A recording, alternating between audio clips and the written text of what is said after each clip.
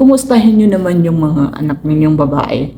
Kumustahin sila at sabihin sa kanila ang mga pwede at hindi pwedeng gawin sa kanila, ang mga pwede at hindi pwedeng hawakan. Ikahan lang muna tayo. You know what mga kabayan, no? Sa palagi kong panonood ng mga drama, mga panonood ng balita, at kung ano-ano pang nangyayari sa paligid natin, ma-generalize natin, di ba, na ang hirap maging babae. Agree, disagree. Kasi di ba ang hirap ng katayuan nating mga kababaihan. Kasi this past few days, hindi na talaga safe eh. Sa ating mga babae, bata, matanda, kahit baby pa yan, hindi talaga ligtas. Kahit kadugo pa yan, papatusin ka. Diba nga sabi nila, ang hirap magtiwala kahit kanino. Ang anak, ang hirap din ipagkatiwala. In this past few days sa panonood ko ng mga news about mga rape cases, parang ang sakit, no, bilang party ng pagiging babae, masasaktan ka talaga ng bongga para sa kapwa mo babae. Yung pain, yung agony.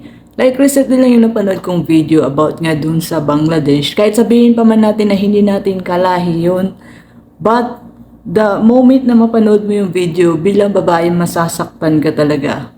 Maghahalo ang awa at galit. Awa para dun sa victim at galit dun sa mga suspects. And sa panonood ko rin ng mga ng mga news about dun sa mga pang-abuso na maski kadugo nila, maski sariling tatay is nagagawa pa rin ng ganung pang-abuso, pambababoy sa mga kababaihan, sa mga anak na babae. Di ba mapapaisip tayo na parang parang hindi sila inire ng kanilang ina, hindi sila inire o binigyang buhay ng isang babae. At anong klaseng utak, di ba? Anong klaseng mindset ang mga taong ganun na nakakagawa ng mga kababuyan, lalo-lalo na yung tatay sa kanyang anak. I mean, dugot laman mo yun eh. Dugot laman mo yun tapos gaganunin mo lang. Di ba dapat ang tatay, ang mga ngalaga, ang kanyang ama, ang poprotekta at magbibigay ng magandang kinabukasan sa kanyang anak o sa kanyang prinsesa. Pero ang ending is siya pa ang sisira sa future nito. Yung mga ganong senaryo talaga is mapapaisip mo, ano bang klaseng nasa isip ng mga ito, mga demonyo. Para silang walang nanay, para silang walang kapatid, na para maisip ang ganon. Lalong-lalo na yung mga pido. Recently lang may napapanood na ako ng talamak eh. Napapanood ko sa balita yung mga victim, yung mga rape slay about kids. Yung mga 6 years old, 7 years old, nakakaranas na ng mga ganong pang-aabuso. Tapos yung iba nga nahulog na sa pinapatay na sila. Yung tinatawag na rape slay. Yun, sobrang nakakaawa. Napaka-demonyo talaga ng gumagawa ng ganun para sa mga bata. Kulang ang kamatayan. Kahit sabihin pa natin na ibalik ang death penalty sa Pinas. Death penalty, mas madali lang yun sa kanila na parusa. Alam mo, ang dapat parusa sa mga gano'n, ng mga rapist, mga pedophile, is balatan sila ng buhay. Yung nila, putulin at ipakain sa kanila, gawin sa pampublikong lugar para hindi pamarisan. Kaya nangyayari yung mga ganito din is pinapabayaan lang ng gobyerno. Hindi ko sisisihin ng gobyerno, but nakikita natin walang actions eh. Pag nahuli na ng re-rape, ikukulong lang. Then, pakakainin na naman sa binabayad natin taxes ang mga demonyo. So, nakakabuisit lang yung ganun na bilang sa sarili mo, wala kang magawa para tulungan yung victim. And more on, may mga, konstitudora pang asawa na nagsumbong na yung anak and then hindi tinulungan bagkus ay sinabihan pa na wag ipagsabi dahil kahihiyan. Alin ba ang mas kahihiyan? Yung hindi mo naprotektahan ang anak mo sa demonyo mong asawa o ang masira ang kinabukasan niya at sisihin ka ng anak mo na kung bakit ikaw ang naging ina niya na hindi siya naprotektahan. Pag may ganun pong mga tendency para sa mga nanay dyan na pinagsasabihan ng mga anak nila or nag-open up, kaya din kasi natatakot yung mga bata na mag-open up is minsan baka hindi paniwalaan or baka pagalitan pa lalo. Kasi parang iba, more on mindset kasi ng mga bata, natatakot sila sa magiging reaksyon ng nanay nila. Para sa mga nanay dyan, kung sakasakali man paminsan-minsan, kumustahin nyo naman yung mga anak ninyong babae. Kumustahin sila at sabihin sa kanila ang mga pwede at hindi pwedeng gawin sa kanila, ang mga pwede at hindi pwedeng hawakan ng kahit sino man. And tips na rin ito sa mga nanay na may mga anak na babae is iwasan na ipagkatiwala ang anak na babae sa kanino mang kamag-anak. Lalong-lalo na pag lalaki. Kahit tatay pa yan, lolo pa yan, tito pa yan, please wag niyong ipagkatiwala ang anak ninyo. Dahil nga sa panahon ngayon, is delikado na. Kahit kadugo mo pa is papatusin ka. Ewan ko, hindi natin sisihin ang drugs or kasali na rin yung drugs, pero hindi mo naman masasabi talaga na they're more on drugs. Demonyo lang talaga ang nakakagawa ng ganong klaseng pambababoy, lalo na pag ang biktima nila ay yung batang walang kalaban-laban. And recently lang nanood ako ng MMK.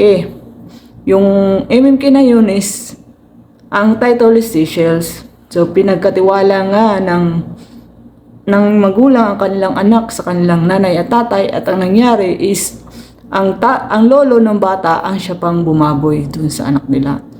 And to think na umuwi yung tatay niya every week para dalawin sila, but sadly is hindi niya alam ang mga pangyayaring ganun. Nalaman na lang nila is too late na. And hindi lang yun ang tatay, pati yung tito. Yung tiyuhin ng bata is nakisali na rin. Hanggang sa nakahingi nga ng tulong yung bata, and pumunta yung nanay niya, nalaman niya yung nangyari, at alam pala ng lola ang ginagawang kahayupan ng lolo ng bata. Pero kinonsinti niya lang. And ang rason, natatakot ka saan? Diba? Hindi ka ba natatakot sa sarili mo na kinukonsinti mo na sisira kinabukasan ng apo yun? So, nangyari noon is nabuntis yung bata and hindi nadakip yung ang nadakip lang yung tiyuhin niya. At yung bata at saka yung kapatid niya is, pati yung baby is naging victim rin, nagkaroon ng STD na kasi inabuso din siya ng kanyang lolo. So, parang ganun, napakasakit yun, diba? Para sa isang magulang. Ang ending nun, sinisi ng magulang ang sarili nila kasi bukod sa nabuntis yung anak nila at the age of 11 is medyo traumatized na. At bilang magulang din is responsibilidad natin ang ating mga anak. Lalong-lalo na pag anak na babae, pakiusap. Wag na wag niyong ipagkakatiwala sa kamag-anak niyo. Dahil sa panahon ngayon, walang santo. Sa panahon ngayon, walang sino man ang dapat na pagkatiwalaan, lalo na pag babae ang anak mo. Dapat ikaw na nanay, lagi mong idikit sa sarili mo ang anak mo, lalo na pag babae. Kahit tatay pa yan, tito pa yan, at lolo pa yan mostly. Mostly talaga naririnig ko sa balita is lolo. Ewan ko ba, di ba, pag lolo is wala ng energy yan. Pero kung sino pa yung matatanda na, sila pa yung mga manyak. Kaya pakiusap dyan sa may mga anak na babae, wag na wag kayong magtitiwala sa kamag-anak ninyo. Wag niyong ipagkatiwala ang anak ninyo sa kamag-anak. Or kahit kanino man, wag na wag, kasi mag-iingat. Kasi sa panahon ngayon, hindi mo alam kung sinong pagkakatiwalaan mo. Dahil kahit sino man pwedeng gawa ng masama ang anak mo. Kahit tatay niya pa yan, pwedeng demonyohin yan. Kasi may napanood din ako kay Rafi Tulfo sa isang OFW ang nanay niya, tapos inaasawa pala ang panganay nilang anak na babae. Come to think of it, na tatay na yon. Lalo pa pag tiyuhin lang, pinsan lang na bang nagbibinata na. Wag na wag niyo rin pakakandungin yung anak niyong babae sa mga kamag-anak na lalaki. Kasi very, very talaga, very delikado na ang panahon ngayon. Diba? Lalo-lalo na maraming nagkalat talaga yun. Kasi binibiktim nila is mga bata. Kasi ang mga bata is wala silang lakas para lumaban. Iyak lang at takot.